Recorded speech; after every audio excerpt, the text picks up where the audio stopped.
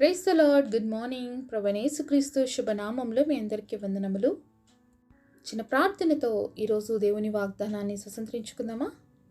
ప్రియమైన యేసయ్య, నీ ఘనమైన శ్రేష్టమైన నామాన్ని బట్టి మీకు వందనాలు చెల్లిస్తున్నాం ప్రభువా.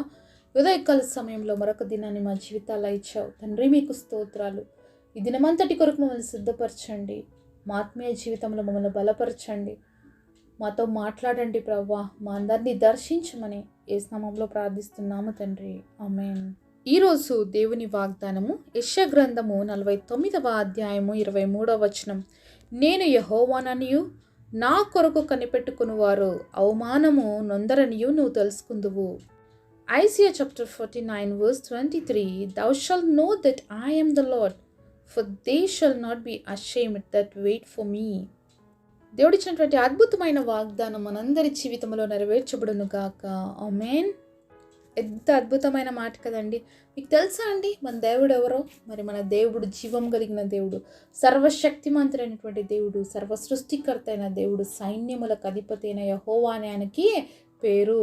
మరి ఎవరైతే దేవుని కోసం కనిపెట్టుకొని ఉంటారో వాళ్ళ జీవితాల్లో ఎప్పుడు కూడా అవమానం పొందరు అని దేవుడు ఈరోజు ప్రామిస్ చేస్తున్నాడండి. మరి ముందుగా మనందరికీ కనిపెట్టడం అనే పదం చూస్తేనే చాలా భయం వేస్తుంది. అబ్బా, ఇంకా ఎన్ని రోజులు ప్రభువా, ఇంకా ఎన్ని సంవత్సరాలు ప్రభువా, ఇంకా ఎంతసేపు ప్రభువా, ఇదే కదండి మనందరికీ బాధ, చాలా బాధ. కనిపెట్టడం అంటే మాత్రం ఎవరికి నచ్చదండి. ఈ రోజుల్లో మనుషులు ప్రతిదీ కూడా ఫాస్ట్ అయిపోవాలని చెప్పేసి మరి జీవితాల్లో మరి ఫాస్ట్ని కోరుకొని ఎలా అయిపోతున్నారు తెలుసా అండి? వాళ్ళు ఫాస్ట్ అయిపోతున్నారు. ఫాస్ట్ కాస్త పాస్ట్ అయిపోతుంది, అంటే గతించిపోతున్నారు అనమాట. మరి ఇలాంటి పరిస్థితులు చూసినప్పుడు మనం బాధపడాలండి. ప్రతిదీ కూడా దేవుడి దగ్గర నుంచి త్వరగా కావాలనుకోవడం చాలా తప్పు. ప్రతిదీ త్వరగా రావడం అనేది కూడా చాలా తప్పు. ఈరోజు ప్రతిదీ కూడా చూస్తున్నాం కదా, మరి సీజనల్గా ఫ్రూట్స్ కానీ ఇవేం లేవు, అంతా కూడా ఆర్టిఫిషియల్. ప్రతిదీ అగ్రికల్చర్ దగ్గర నుంచి మీట్, తర్వాత చికెన్, ప్రతిదీ ఎగ్స్ అన్నీ కూడా ఆర్టిఫిషియలే. అన్నీ కూడా త్వరగా అయిపోవాలి. అలా త్వరగా అయిపోతూ అవన్నీ తింటూ మనకి రోజు రోగాలతో మనం బాధపడుతూ అనేకమైన నష్టాలు చవి చూస్తున్నాం. ప్రపంచమంతా ఫాస్ట్ అయిపోయి ఈరోజు ఉన్నటువంటి వెహికల్స్ ఇవన్నీ ఫాస్ట్ కల్చర్ తీసుకొని వచ్చేసాయి. దానివల్ల పొల్యూషన్ పెరిగిపోయింది. ఇవన్నీ కూడా మనకి ఏమైపోతున్నాయి, మరి వాతావరణ కాలుష్యమే కాకుండా మన మనసులకు కూడా కాలుష్యం అంటుకోపోయిందండి. మరి ఈ మనసు కంటినటువంటి కాలుష్యము ఏమైపోయిందంటే ఈరోజు ప్రతిదీ కూడా దేవుడి దగ్గర నుంచి ఫాస్ట్గా జరిగిపోవాలి అనే వరకు వచ్చేసారనమాట మనుషులు. నువ్వు నేను ఎంత ఫాస్ట్గా ఉన్నా కూడా దేవుడు ప్రతి కార్యమైన సమయంలో చేస్తాడు తప్ప, నువ్వు ఎంత ఫాస్ట్గా ప్రార్థన చేస్తున్నావో అంత ఫాస్ట్గా నీ కార్యాలు మాత్రం జరగవండి. దేవుడు ఎప్పుడు ఒక మనిషి జీవితంలో ఏం చూస్తాడు తెలుసా? ఓపిక. ఈ వ్యక్తి కనిపెట్టుకుంటాడా లేదా నా కోసం అనేది చూస్తాడండి. మరి దేవుడు కూడా మనిషిని ఫాస్ట్గా ఈరోజు పుట్టి రేపు పెద్దగా అయిపోయి ఎల్లుండి ముసలోడైపోయి ఆ తర్వాత 4-5 రోజులు చచ్చిపోని పెట్టిండే ఎట్లుండేదండి సిస్టమ్ ఈరోజు మనిషి బ్రతుకు ఎలా ఉండేది? అలా చేయలేదే దేవుడు. సృష్టిని ఒక క్రమపరిచాడు, ప్రతిదానికి ఒక సమయం పెట్టాడు. ఈవెన్ బేబీ హోమ్లో నుంచి బయటకు వచ్చే వరకు కూడా ఇన్ని మంత్స్ బేబీ స్టే చేయాలి, అప్పుడే బేబీ హెల్తీగా ఉంటుంది. ఆ బేబీ ఒక్కొక్క మంత్ గ్రో కావాలి, ఒక ఏజ్ రావాలి. ప్రతిది కూడా ఒక ఇది పెట్టాడు దేవుడు, ఒక సిస్టమేటిక్గా పెట్టుకుంటూ వచ్చాడు. కాబట్టి ఆయనకు తెలుసు ప్రతిదీ కూడా ఏ సమయంలో ఏది ఇవ్వాలి, ఏది ఇవ్వకూడదు, ఏది చెయ్యాలి, ఏది చేయకూడదు. మనకి ఫాస్ట్ కావాలని మనం అనుకుంటాం, కానీ ఆయనకు తెలుసు ఎప్పుడు ఇవ్వాలి. ఈ విషయము చాలాసార్లు మనం స్కిప్ అయిపోతూ ఉంటాం, చాలాసార్లు మర్చిపోతూ ఉంటాం. మరి బైబిల్లో మనం చూసినట్లయితే దావీదును దేవుడు అభిషేకించాడు చిన్నగా ఉన్నప్పుడు రాజు అవ్వడం కోసం. ఇన్స్టెడ్ ఆఫ్ సౌలుకి బదులుగా దావీద్ని రాజు చేయడం కోసం మరి చిన్నగా ఉన్నప్పుడు దేవుడు అభిషేకిస్తే దాదాపుగా 40 years తర్వాత రాజు అయినాడండి దావీదు. అన్ని రోజులు కనిపెట్టాల్సి వచ్చింది. ఏం చేశాడు దావీదు మళ్ళీ అన్ని రోజులు అంటే? కనిపెట్టాడండి. కనిపెట్టడంలో ఏం జరుగుతుందో తెలుసా? చాలా విషయాలు నేర్చుకుంటాం.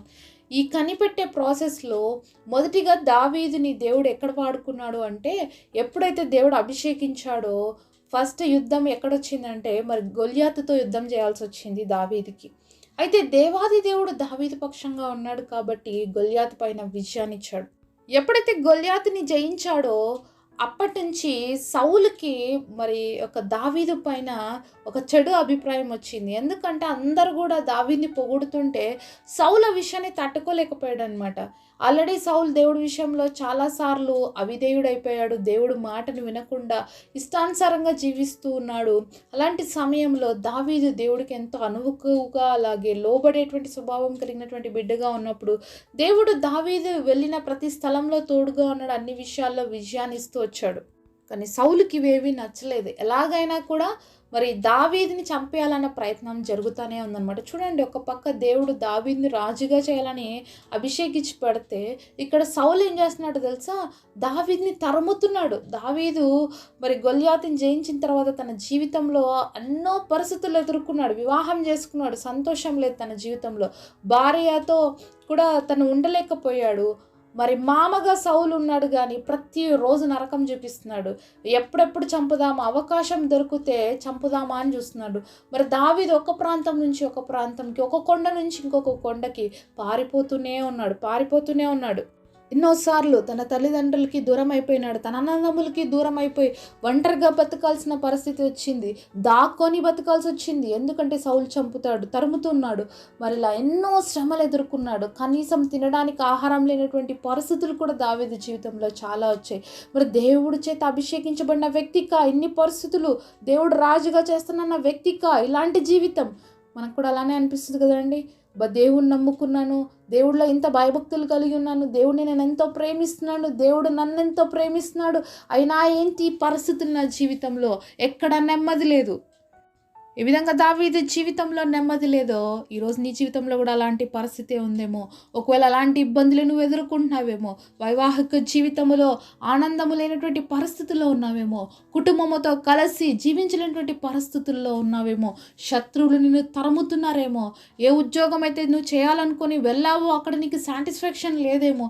ఏ పరిస్థితి ఈరోజు నీ దిగచారుస్తా ఉందో, ఏ స్థితి గతులు నువ్వు పరిగెత్తే విధంగా చేస్తున్నాయో ఈరోజు, ఇవన్నీ కూడా దావీదు జీవితంలో జరిగాయండి. పరిస్థితులన్నిటి గుండా కూడా దావీదు వెళ్తూ వచ్చాడు. అయితే దేవుడు దావీదుని అభిషేకించిన వ్యక్తిగా, రాజుగా నియమించాలన్న వ్యక్తిగా దేవుడు ఎప్పుడో సిద్ధపరచాడు ఆయన ప్లాన్లో. కాబట్టి దావీదుని ఇన్ని సంవత్సరాలు ట్రైనింగ్ చేశాడండి. చాలా ట్రైనింగ్ తీసుకున్నాడు దేవుడి దగ్గర నుంచి దావీదు. ప్రతిదీ కూడా దేవుణ్ణి అడిగి చేయడం నేర్చుకున్నాడండి దావీదు. ఒకసారి 2 సమూయేలు గ్రంథము 5వ అధ్యాయం 19వ వచనంలో చూసినట్లయితే, దావీదు నిన్ను ఫిలిష్తీయులకు ఎదురుగా పోయేదినా, వారిని నాకు అప్పగింతువా అని యెహోవా వద్ద విచారించినప్పుడు పొమ్ము, నిస్సందేహంగా వారిని అప్పగించుదని యెహోవా సెలవిచ్చెను. ఇదే అధ్యాయంలో 24వ వచనం కూడా చూద్దాము. దావీదు యెహోవా యొద్ద విచారణ చేసినందుకు యెహోవా, నువ్వు వెళ్ళొద్దు, చుట్టూ తిరిగిపోయి కంబలి చెట్టుకు ఎదురుగా వారి మీద పడుము. కంబలి చెట్లు కొలను చప్పుడు వినగానే ఫిలిష్తీయులను హతం చేటకై యెహోవా బయలుదేరుచున్నాడు గనుక అప్పుడే నువ్వు త్వరగా బయలుదేరవలని సెలవిచ్చాను. ప్రతి విషయంలో దేవుడి దగ్గర ప్రార్థన చేస్తాడని చూస్తున్నాం కదండి. ఇదే అధ్యాయంలో 2 సందర్భాలు చూస్తున్నాం. అది ఫిలిష్తీయుల పైన యుద్ధం చేసేటప్పుడే దావీదు దేవుడిని అడుగుతున్నాడు, ప్రభా నేను వెళ్ళి యుద్ధం చేయమంటే ఫిలిష్తీయులతో వాళ్ళని అప్పగిస్తామంటే ఒకటోసారి అన్నాడు, ఆ వెళ్ళు, నేను వాళ్ళు నీకు అప్పగిస్తాను అన్నాడు. కానీ ఇంకొకసారి ఏమంటున్నాడు, మరి కంబలి చెట్టు దగ్గర నువ్వు దాగి నీకు కంబలి చెట్లు సౌండ్ వస్తుంది, ఆకులు చప్పుడు వినపడినప్పుడు దేవుడు యుద్ధం చేయడానికి బయలుదేరినాడని, అప్పటి వరకు నువ్వు అక్కడ దాగి ఉండు, అప్పుడు నువ్వు బయటికి రా, యుద్ధం నేను చేస్తాను, విజయం నీకు ఇస్తానని చెప్పినప్పుడు దేవుడు వద్దన్నాడు. కాబట్టి అక్కడే ఆగిపోయాడండి దావీదు. సో వెళ్ళు అంటే వెళ్ళాడు, వెళ్ళొద్దంటే వెళ్ళలేదు. ఇలాగా ప్రతి విషయంలో దేవుడు చెయ్యి అంటే చేశాడు, లేకపోతే వద్దు అంటే ఆగిపోయాడండి. ఈ కనిపెట్టే ప్రాసెస్లో ఇక్కడ చాలా చక్కగా ట్రైన్ అప్ అయ్యాడు దేవుడి దగ్గర దావీదు. ప్రతి విషయంలో దేవుడి పైన ఆధారపడ్డము, ప్రతిదీ దేవుడిని సలహా అడిగి తీసుకోవడం. మనం కూడా ఈరోజు ఎందుకు కనిపెట్టమని చెప్తున్నాడు తెలుసా? దేవుడు ప్రతిదీ కూడా ఒక పర్ఫెక్ట్ మేనర్లో దేవుడు మనల్ని నడిపించాలని ఆశపడుతున్నాడు. ప్రతిదీ కూడా ఒక సంపూర్ణంగా ఇవ్వడానికి దేవుడు మనల్ని వెయిట్ చేయమని చెప్తాడు అనమాట.